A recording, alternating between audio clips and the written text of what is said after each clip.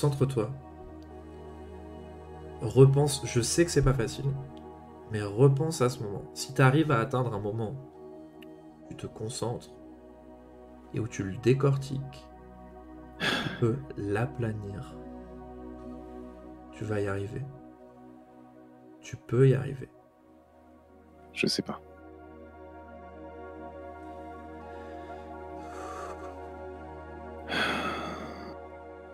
Ferme tes yeux. Mets-toi comme ça. Non, attends. Tu sens la main qui te replace exactement dans cette position que vous avez préparée ensemble, qui te permet de relâcher au maximum. Ça fait un petit moment maintenant que tu travailles avec ce coach en méditation, cette personne qui t'aide à essayer de canaliser tout ce que tu as en toi, tout ce qui est sorti ce jour-là, tout ce que tu veux plus voir aussi.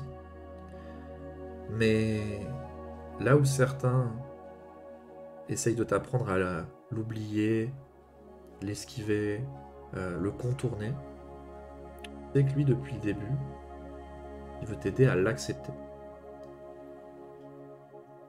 Allez, on y va.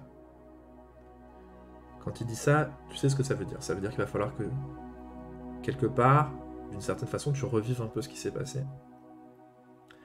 Et que tu essayes, il te l'a expliqué sous une forme, il t'a dit, tes émotions à ce moment-là, c'est vraiment comme tout un tas de petites étincelles de couleurs qui sont mélangées. Toi, tu les vois comme quelque chose d'informe, mais en fait, tu peux décortiquer. Il faut que tu te concentres, que tu imagines ça, que tu arrives à voir cette boule d'énergie qui est en toi, toutes ces petites forces qui vont chacune dans un sens opposé, mais qui forment finalement une boule très homogène. Il faut que tu arrives à les attraper, à les extraire, et que finalement, voir qu'elles sont chacune à leur place, et que tu les acceptes. Cette image mentale, tu as déjà réussi à la fixer. Ce qu'il t'a dit, tu l'as vu. Tu l'as vu, mais c'est comme si ça te brûlait les doigts. Attraper ces petites étincelles, c'est pas facile. Quand ça arrive, c'est comme il te l'a décrit, c'est quelque chose qui te fait te sentir en plénitude. Mais c'est très dur. Et pour ça, tu vas devoir repenser à ce moment. Qu'est-ce qui t'apparaît? Qu'est-ce que tu vois? Pour l'instant, pas grand-chose. C'est difficile de repenser à cet instant. Je me suis tellement habitué à le garder au fond de moi, à le cacher. Ça m'inspire la honte. Ça m'inspire la souffrance, la solitude aussi. C'est une solitude que j'ai embrassée justement pour éviter de réitérer cette expérience douloureuse.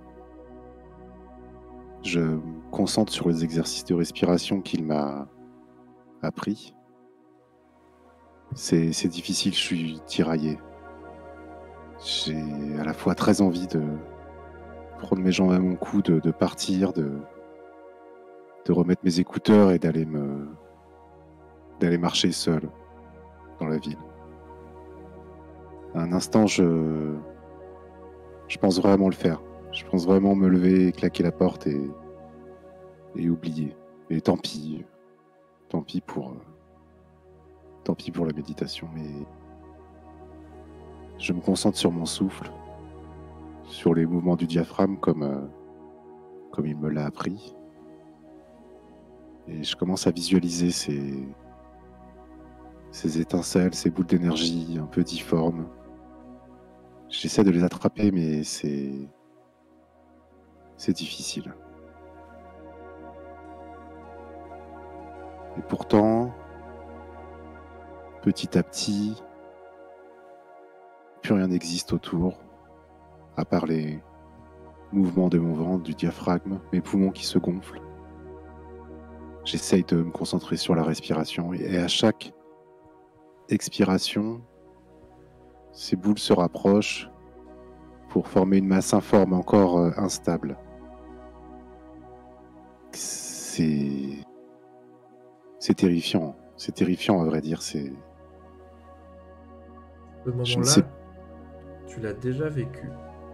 Tu sais qu'au bout d'un moment, quand tu arrives à justement te mettre dans les dispositions physiques, mentales qu'on t'a enseignées, c'est là que les images réapparaissent, que ça devient vraiment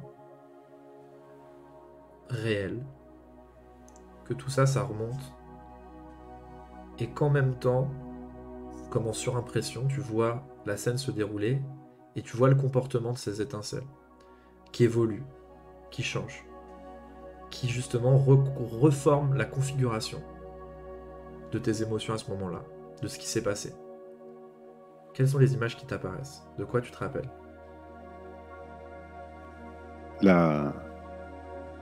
Une lumière vive. La lumière de la poursuite fixée sur moi, fixée sur ma compagne qui se trouve à quelques centimètres de mon visage. On répétait cette scène de Roméo et Juliette, un classique. Facile, on l'a révisé, on l'a fait, je la connais par cœur. Je peux même vous dire quelle version on a faite, quelle traduction. Ça se passait bien comme d'habitude. On était à quelques semaines seulement, quelques jours de la générale. Et on allait devoir jouer devant toute l'école, devant les professeurs, pour valider cette option d'art dramatique. Pendant que ces images-là sont dans ta tête, tu vois cette boule qui est sereine, les couleurs qui sont harmonieuses avec des sortes de régions de couleurs homogènes. Tout se passe bien. Dans ce moment-là, tu peux les distinguer, tu peux les attraper, les toucher, les prendre dans ta main. Mais tu sais que ça va pas rester comme ça. Tu sais que les images qui apparaissent après, c'est pas les mêmes. Qu'est-ce qui se passe? Je crois que c'est... Je ne sais pas si je vais me souvenir. Si. Je crois que c'est un mot qui a tout déclenché. Je crois que c'est le mot peur que ma compagne a prononcé. À ce moment-là, quelque chose s'est brisé en moi, quelque chose... Le texte ne venait plus. La lumière devenait quelque chose d'agressif. Je pouvais sentir tous les regards des professeurs, des autres élèves sur moi, comme c'était comme des dards, des pointes qui me lacéraient l'esprit, qui me lacéraient le cœur. Et je vais pas me souvenir après. Pendant que ces images s'installent, cette boule, elle évolue devant toi.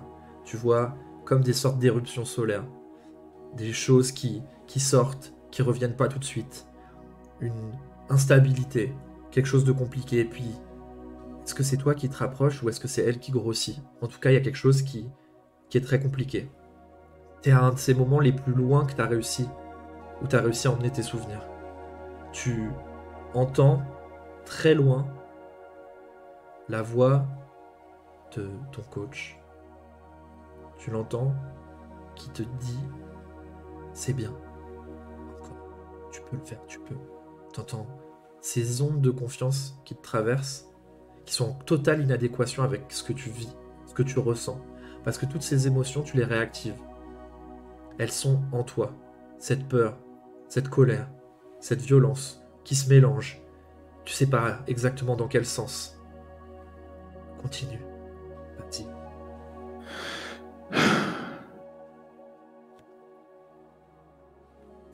Cette sensation de douleur, de trouble interne devenait insupportable, incontrôlable. J'avais beau déclamer le texte, je sentais que je n'arriverais pas à contenir, je ne sais pas, cette énergie, cette force qui m'a dépassé. C'est monté et puis plus rien, juste cette lumière violente. Et lorsque j'ouvris les yeux, le monde était à terre.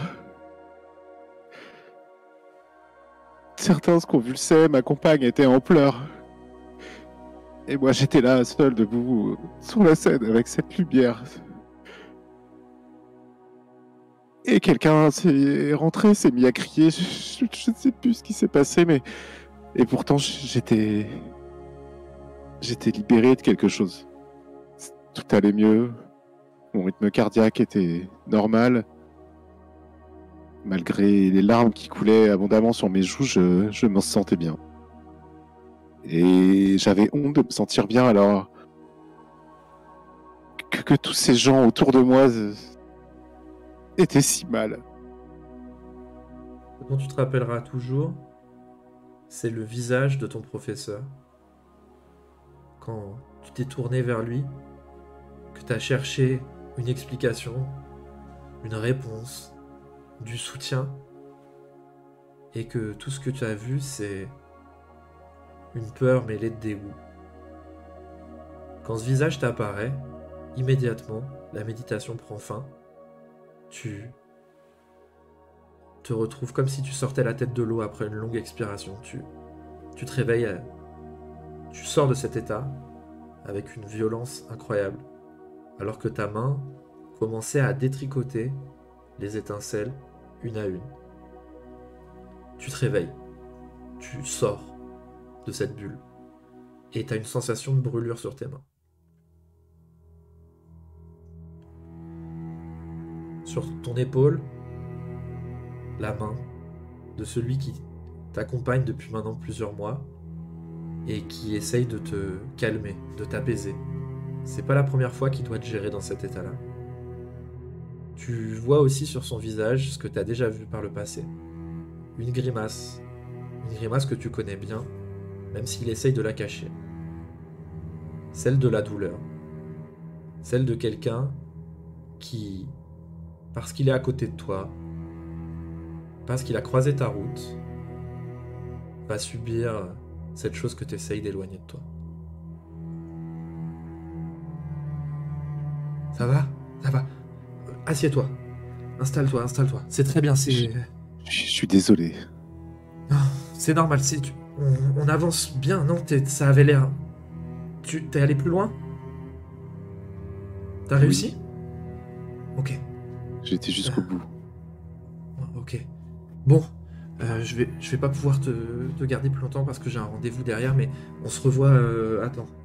Tu le vois prendre un petit carnet et il prend ses notes. Tu sais que vous vous voyez tous les 2 jours. Et que il le sait aussi. C'est juste qu'il a besoin de reprendre de la contenance. Tu sens que tu l'as déstabilisé, comme à chaque fois, et que même s'il essaye d'être, comment dire, le responsable, l'encadrant, l'adulte face à toi, le jeune qui est perdu, lui, dans ces moments-là, il se retrouve aussi dans un état où il est un peu désarçonné. Et les fins de séance sont toujours très différentes des débuts de séance. Oui, et ben après-demain, toujours à 10h, c'est bon pour toi? Oui. Tu l'entends griffonner quelque chose.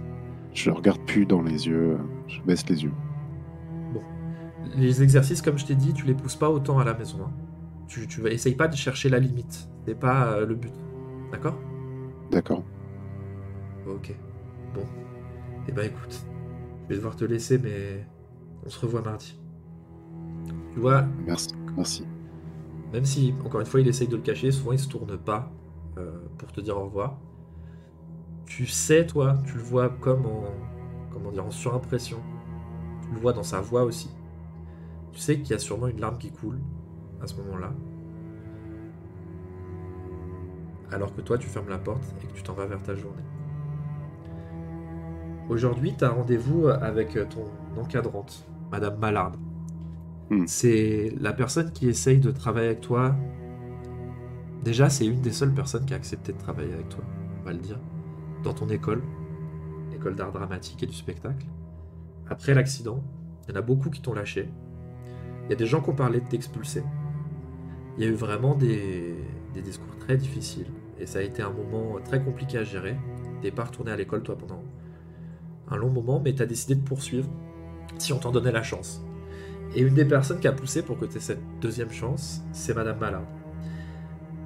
Elle elle s'est prise d'affection pour toi sous une certaine forme. En tout cas, elle te voit pas comme une menace, comme certains peuvent le voir. Elle a même une forme d'admiration pour toi que t'entends très clairement quand elle te parle. Elle a essayé de te mettre en avant, de te remettre le pied à l'étrier. Elle t'a laissé le temps de faire des seuls en scène, de trouver une autre façon d'exprimer ton art pendant un long moment. Mais depuis quelque temps, tu sens qu'elle pousse un peu pour que tu reprennes. Tu vas dans cette école. C'est pas l'école la plus prestigieuse de la ville. C'est alors en fait accolé à un théâtre. Et c'est finalement l'immeuble qui est à côté du théâtre, dans lequel on a fait des classes dans ce qui sont clairement des anciennes habitations, un peu vétustes. Et tu sais que tu as rendez-vous dans le bureau de cette professeure. Ok. Bah, je m'y rends Ouais. un peu mieux. Hein. Finalement, cette séance m'a libéré un peu, m'a rassuré, enfin m'a apaisé, on va dire. Oui, t'as ce sentiment que tu avais eu ce jour-là, de quelque part, quand ça sort, ça soulage. Quand les choses sont plus seules avec toi-même, quand tu es plus seul avec toi-même, que tu peux gérer ton intérieur avec l'extérieur. Tu as l'impression qu'il y a une sorte d'équilibre, comme si tu étais juste quelqu'un qui avait une sorte de trop-plein et que des fois il faut vider. Ouais, mais le problème, c'est que ça se fait souvent au détriment des autres. Oui. Et ça, c'est terrible à porter, en fait. Malgré ça, malgré cette culpabilité que tu as, eh ben, ce sentiment de bien-être, tu peux pas l'enlever. Non. Quand les choses se passent comme ça va mieux. Ça vient avec de la culpabilité, certes, mais avec moins de souffrance. Tu te diriges vers le bureau de Madame Mallard, donc tu montes au 3e étage, dans ces escaliers qui grincent, avec cette rambarde du centre qui est vraiment branlante. Quand tu poses ta main dessus, tu as l'impression que tu as plus de chances de tomber qu'autre chose. Et tu vas dans ces petits bureaux, un peu miteux, et au fond de l'étage, pendant que tu avances dans le couloir, tu vois la porte du bureau de Madame Mallard, qui est une des plus grandes pièces. C'est quelqu'un d'assez respecté. C'est quelqu'un qui fait partie des gens qui ont fondé cette école. T'arrives devant son bureau, il y a une petite plaque en laiton qui détonne totalement avec le reste du paysage, qui est neuve, bien entretenue en tout cas, qui brille pour de vrai.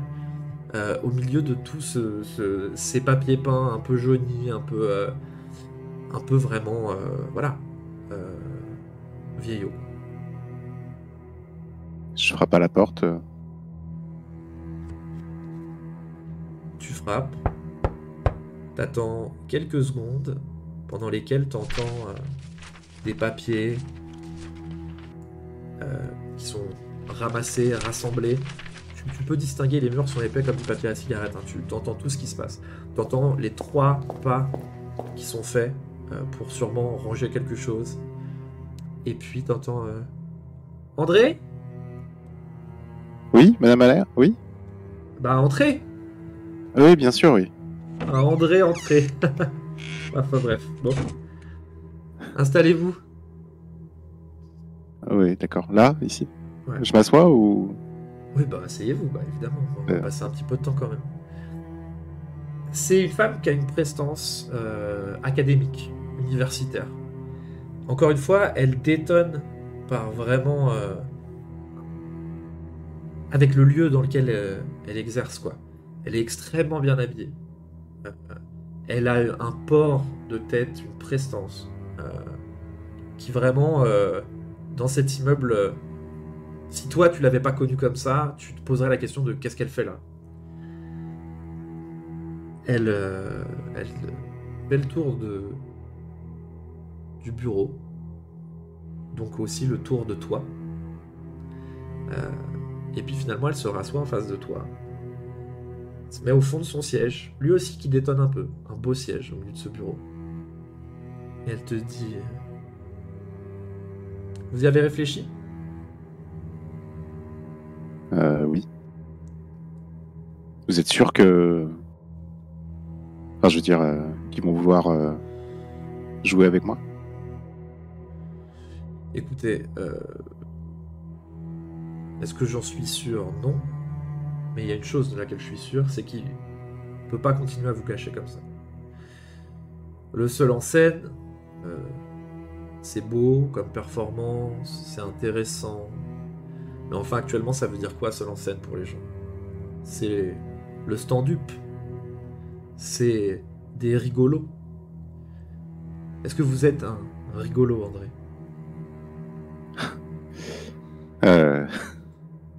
Non, je crois pas, non.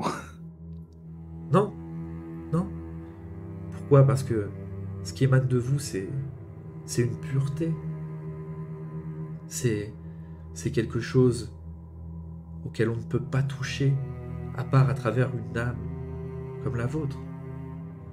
Si le rire sort à cause de vous, ça sera un rire cristallin, un rire pur. Ça sera pas une petite blague. Mais ce qui sort surtout de vous, c'est une profonde sincérité. Et on peut pas continuer à gâcher ça. Je peux pas laisser ça. Donc on trouvera des gens autour de vous. Autour de vous, c'est pas grave. On fera autour. Mais quand enfin les gens verront ce que moi je vois, toutes les portes vous seront ouvertes. Toutes. Il faut que vous passiez au-dessus. Ouais, mais moi je veux remonter, je veux rejouer, je veux échanger. C'est pour ça que j'ai fait du théâtre. C'est pour ça que j'ai choisi l'art dramatique. Mais si ça arrivait encore. Écoutez, André, vous avez déjà vu un diamant avant qu'il soit taillé?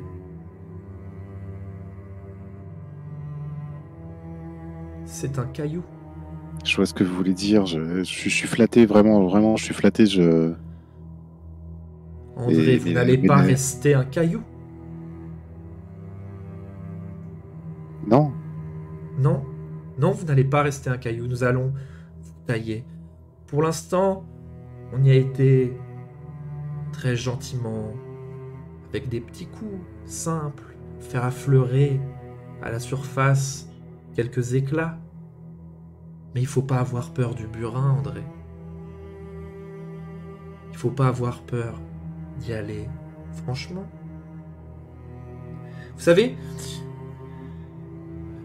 je me suis quand même investi beaucoup en vous. Enfin, vous avez vu, on passe beaucoup de temps et je vous en suis reconnaissant, vraiment, madame. Vraiment.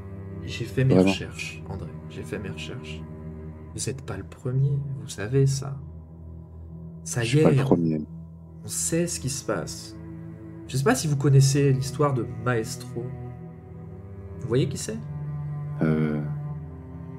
Non. Ben, c'était un super-héros lui aussi. Enfin, à l'âge d'or, évidemment, tout le monde se rappelle de Hellfire, de Goldust, de Sora, hein, évidemment. Toujours les mêmes qu'on voit à la télévision faire les gros titres. Mais à l'époque, il y avait quelqu'un d'autre. Maestro. C'était quelqu'un qui, à travers son chant, sa façon d'utiliser la musique, avait réussi à transcender les émotions, comme vous. La différence, c'est que il avait réussi, en tout cas la plupart du temps, à canaliser cet art. Il avait composé des œuvres qui ont fait pleurer des stades entiers, qui ont fait vivre des hallucinations à des stades entiers, des centaines de milliers de personnes qui pouvaient vous décrire exactement la même image alors qu'ils ne l'avaient jamais vue. J'ai une vision de moi au milieu justement d'un stade en train de déclamer et de voir les gens rire, pleurer et tout est beau, tout est bien et d'un seul coup cette peur revient et je revois tout le monde à terre. Tu peux pas t'empêcher d'imaginer que la seule chose qui changerait si tu changeais d'échelle, si tu décidais d'assumer, c'est que tu ferais plus de dégâts. Pourtant, ce qu'elle te dit, c'est que il y a quelqu'un qui avait quelque chose qui te ressemble et qu'elle croit qu'elle peut t'emmener vers là. Vous discutez encore quelques temps, elle te fait des propositions, elle te dit que tu as le temps d'y réfléchir, mais qu'elle aimerait organiser un casting. Elle a un texte qu'elle a écrit, qu'elle veut te proposer. Et tu sais que toi, de toute façon, il va falloir que tu présentes quelque chose pour cette fin d'année, pour valider ton diplôme. Elle te donne le texte. C'est un manuscrit vraiment comme ceux qu'on confie à un éditeur, tu vois, qui est pas mis en forme complètement. Elle te le dit. André. Oui. Ne restez pas un caillou. Et puis elle se retourne, et tu sais ce que ça veut dire. Ça va être le moment de partir.